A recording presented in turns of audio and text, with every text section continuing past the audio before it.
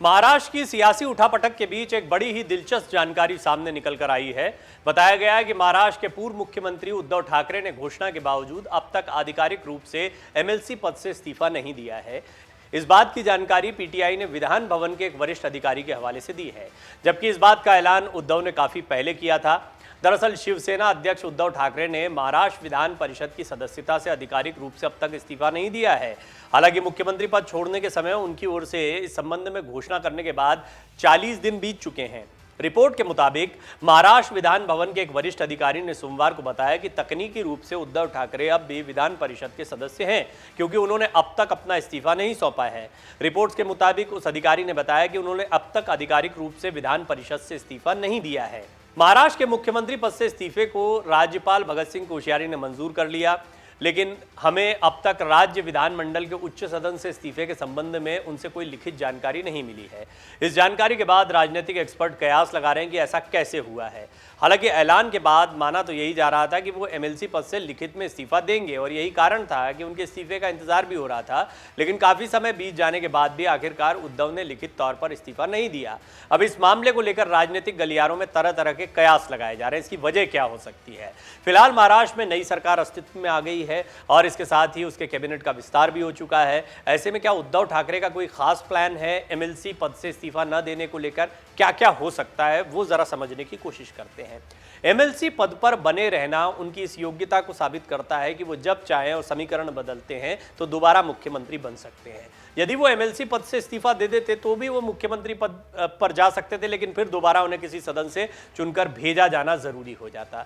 यानी उनके पास अभी उम्मीदें बरकरार हैं। उन्होंने मुख्यमंत्री पद से तो इस्तीफा दे दिया है, लेकिन अब भी वो एमएलसी के पद पर बने हुए हैं, या टेक्निकली उन्होंने एमएलसी पद से आधिकारिक रूप से लिखित पत्र देकर इस्तीफा नहीं दिया है। इससे ये कयास लगाए जा रहे हैं कि उद्धव ठाकरे अब भी सियासी समीकरणों पर अपनी नजर गड़ाए बैठे हैं।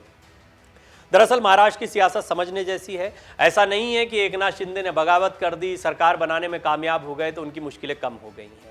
अब भी उनकी मुश्किलें बरकरार हैं। खासतौर पर सुप्रीम कोर्ट, चुनाव आयोग क्या निर्णय लेते हैं शिवसेना को लेकर, यह बहुत महत्वपूर्ण होने वाला है। मंत्रिमंडल विस्तार को लेकर बड़ी खींचतान चली और फाइनली अब हम देख रहे हैं कि मंत्रिमंडल का पहला विस्तार तो हुआ, पहले चरण में हुआ है। बीजेपी की तरफ से कहा जा रहा है कि धीरे धीरे मंत्रिमंडल विस्तार होगा।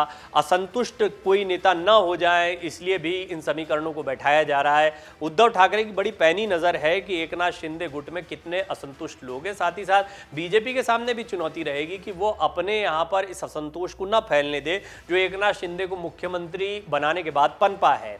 उद्धव ठाकरे की नज़र इस पूरे घटनाक्रम पर है। उन्हें पार्टी तो बचाना ही है, साथ ही साथ में अगर वो पार्टी बचा लेते हैं तो ये सारे के सारे विधायक दोबारा उनके पास जाने को मजबूर होंगे, या फिर बहुत मुमकिन है कि यदि कुछ एकनाथ शिंदे के साथ रहकर किसी और पार्टी में विलय करते हैं, कोई नई पार्टी बनाते हैं, तब भी शिवसेना के साथ जुड़े रहने में कई लोग अपनी भलाई समझेंगे।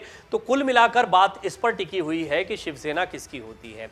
शिवसेना को लेकर हालांकि जो दस्तावेज दिए हैं एकनाथ शिंदे ने वो उन्हें मजबूत बना रहे हैं। इसके विषय में भी हम एक डिटेल रिपोर्ट आपको दिखाएंगे, लेकिन एकनाथ शिंदे के लिए अभी चुनौतियां बरकरार हैं। यानी महाराष्ट्र का सियासी संकट अब भी बरकरार है। ऐसे में उद्धव ठाकरे का एमएलसी पद पर बने रहना यह बताता है कि उन्हें अब भी उम्मीद है कि वो किसी भी पल फिर से सीएम बन सकते हैं, या महाराष्ट्र की सियासत में एक बार फिर बड़ा उलटफेर हो सकता है।